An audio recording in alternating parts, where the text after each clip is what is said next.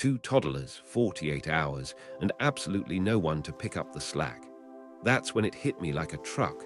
She wasn't exaggerating. She was drowning, and I was the one holding her head underwater. I went from thinking I was the victim to realizing I was the villain in my own marriage. And here's the crazy part. I ended up becoming the exact husband she always begged me to be, just not for her. So here's how it started.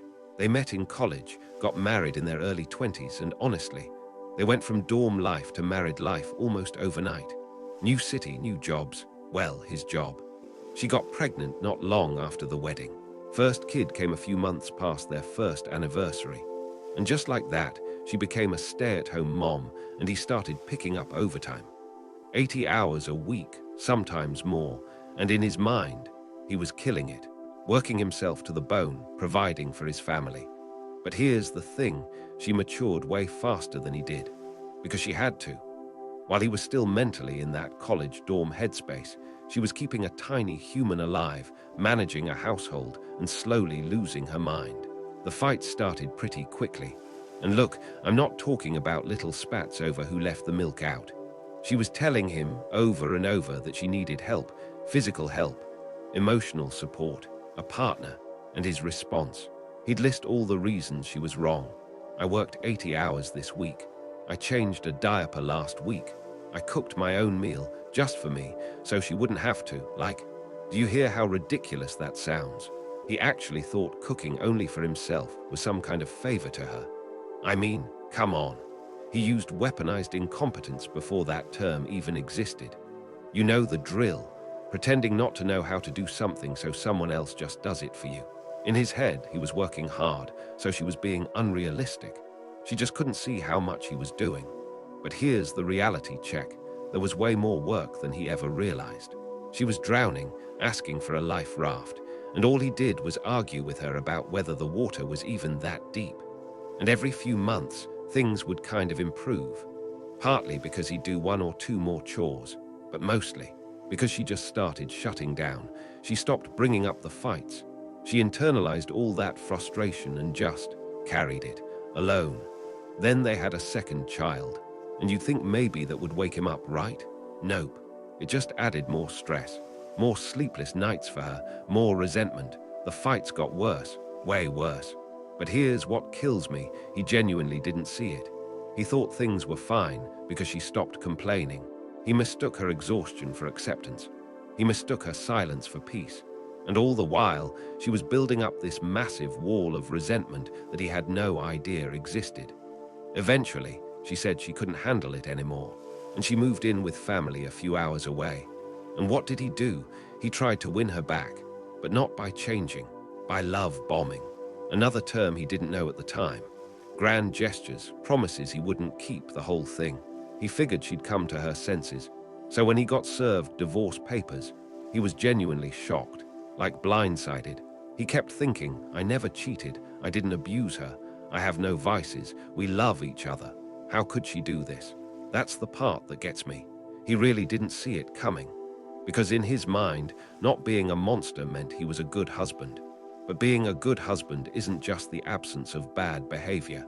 It's the presence of effort, of empathy, of showing up when someone is begging you to see them. And he missed all of it. Every single sign, every cry for help, until it was too late.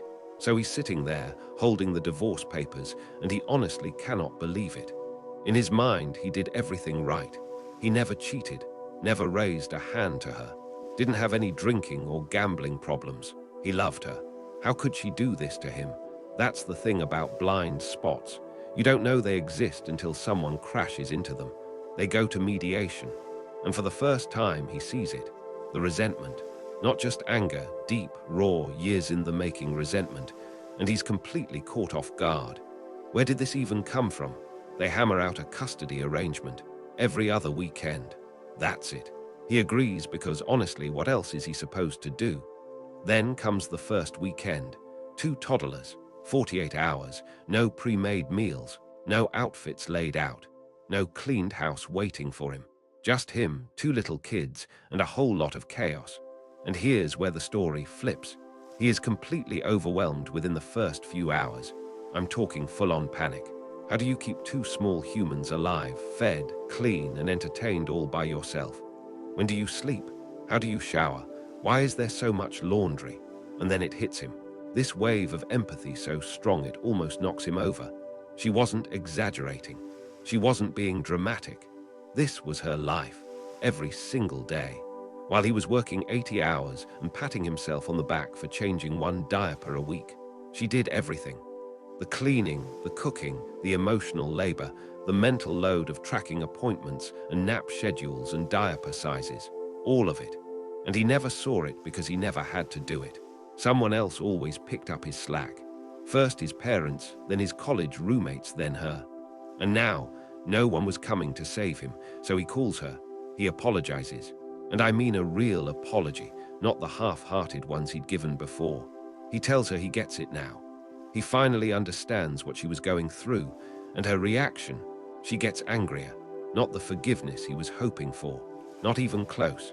Because here's the painful truth, sometimes an apology doesn't land as relief. It lands as confirmation of every wound you ignored for years. You're sorry now, great. Where was this sorry when she was crying alone at 3 a.m. with a baby who wouldn't sleep? Where was this sorry when she was begging you to just see her? He thought he was extending an olive branch, but to her it was just another reminder of how long he made her wait. And honestly, that's fair. So after that gut punch of a weekend, something shifted, not overnight, but he made a decision. He wasn't going to be that guy anymore. He started small, learned how to actually cook, not just microwave stuff or order takeout. And weirdly, he liked it. Found out he was pretty good at it. Then he learned how to braid hair. I mean, picture this. A guy in his late 20s, watching YouTube tutorials at 11 p.m., trying to figure out a French braid on a doll because he didn't want to hurt his daughter's head. That's growth, right there. He became that dad. You know the one. Overprepared for everything. Stroller packed with snacks, extra clothes, band-aids, wipes, toys. Basically a mobile toddler survival kit, just in case. Because he finally understood that being prepared wasn't overkill. It was what she'd been doing alone for years. On his own time, he hit the gym, picked up hobbies. And here's the big one. He read every single book she'd ever begged him to read. All those relationship books, parenting books, self-help books that she'd left on his nightstand. The ones he'd ignored because he thought he already knew everything. Turns out, he didn't. He became the father she always wanted him to be, the husband she'd been asking for, and the irony, it took losing her to become that person. Now, a couple years pass. He starts dating again. And let me tell you, being a single dad in your late 20s, not exactly a babe magnet. He got rejected. A lot. Women his age didn't want the responsibility of someone else's kids. And honestly, he couldn't blame them. But then he started matching with other single moms. And that's where things clicked, because they got it. They understood the chaos, the guilt, the weird schedule of every other weekend. They weren't looking for a perfect guy. They were looking for a partner who actually showed up. That's when he met his now wife, a single mom whose ex had abandoned her and wanted nothing to do with their kids. And to her, he was a catch, a loving dad who did dishes without being asked, who cooked dinner, who read parenting books for fun, who actually listened when she had a problem instead of arguing about whether the problem existed. Here's the thing. He took every single criticism his ex had ever thrown at him, every fight, every frustrated tear, every "you're not helping me," and he used it, not to beat himself up, but to build something better. He became the husband his first wife tried so hard to make him into, the one she deserved, just not for her. And yeah, he still slips up sometimes, still has a lot to learn. But now he does that learning with a wife who supports him, who doesn't have to beg him to see her. They work as a team. I know what you're thinking. It's bittersweet, right? Like good for him for growing, but man, that must sting for his ex. And you're not wrong. We'll get to that. But for now, let's sit with this idea that someone can be the villain in one story and the hero in another. And sometimes, the only way to become the hero is to first lose everything because you were the villain. So here's the part that really hurts. Op is now living the suburban family life that he and his ex had planned together.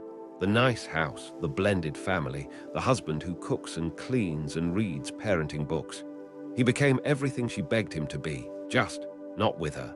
And his ex, she's still single as far as he knows, raised their kids mostly alone while going back to school and working. And every time they interact, even years later, there's this undertone of resentment, like a low-level hum of pain that never really goes away. He thanks her for being a wonderful mom, apologizes again, and she just can't fully accept it, not because she's bitter or petty, but because his growth, as admirable as it is, doesn't erase what happened. And the community comments really drive this home. Let me read you a few. First, from Recyclopath. They say, "You need to understand that you will always be the villain in her story, that you hurt and abandoned her so deeply when she was at her most vulnerable. That becoming a good husband and father only hurts her more because it means you were capable of being that man, just that you didn't care enough about her to do it for her." Oof, right. Think about that. His transformation doesn't just remind her of what she lost. It confirms that he had the capacity all along, that he could have been that person. He just didn't choose to do it for her. And that's a wound that doesn't heal just because someone says sorry. Then there's Three-Wheeler of Doom. They put it this way. Your ex might see that you refused to listen to her, refused to deal with any of the issues she was struggling with, and made her life a lot harder than it should have been. Now she sees you with your wife and the perfect life that she should have had with you. So she might be feeling that she wasn't good enough, that you didn't love her enough to do all that you do for your wife now. And here's the brutal part of that. Every time she sees him being a great husband to someone else, a quiet voice in her head probably asks, "Why wasn't I worth that? Why couldn't he love me like that? What did I do wrong?" Even if logically she knows it wasn't her fault, even if she knows he was immature and selfish, that voice still whispers.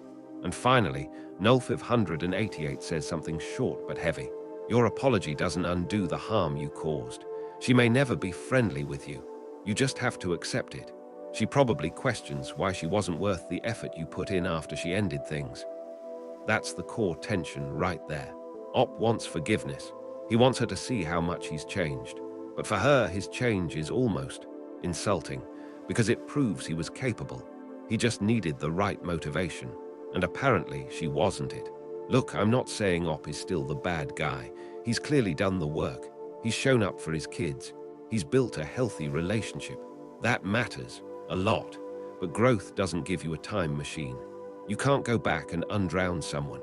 You can't retroactively be present for the 3 a.m. feedings you missed. You can't unsay the dismissive words. So where does that leave them? He feels guilty. She feels resentful. And neither of them is necessarily wrong for feeling that way. It's just complicated. And honestly, that's real life. Not every story has a clean ending where everyone hugs and forgives. Sometimes the best you can do is accept that you'll always be the villain in someone else's story, even after you've become the hero in your own. So fast forward to the youngest child's graduation, 18 years old, about to head to college, and the ex throws a party at her house. Both families attend, friends, grandparents, step-siblings, everyone. And get this, it's the first time many of them had been together since the wedding over 20 years ago. And honestly, the party goes well. Their daughter feels celebrated. There's laughter. The grandparents are chatting and catching up like old friends. And here's a moment that'll make you smile. Op's current wife and his ex spend time together and they're laughing. A lot. When he asks what they talked about, his wife just grins and says, "Not telling you."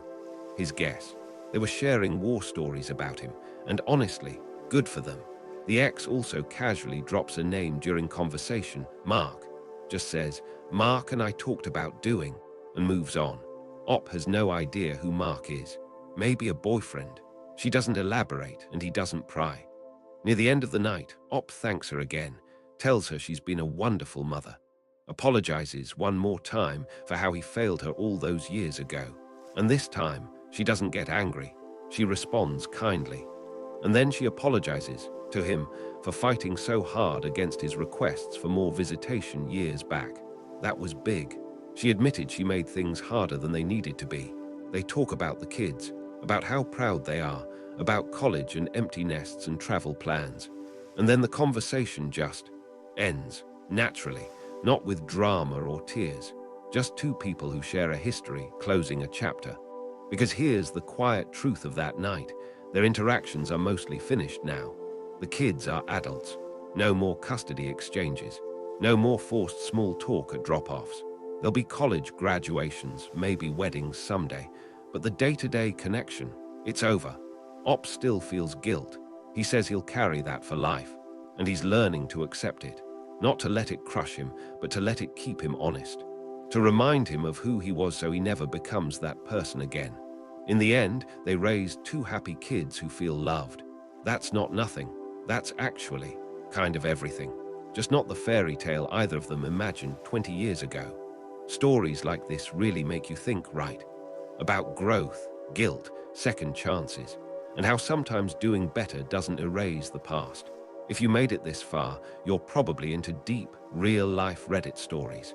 So here's the deal. Hit that subscribe button if you want more. Save this one for later if you're busy. Either way, I appreciate you watching. See you in the next one.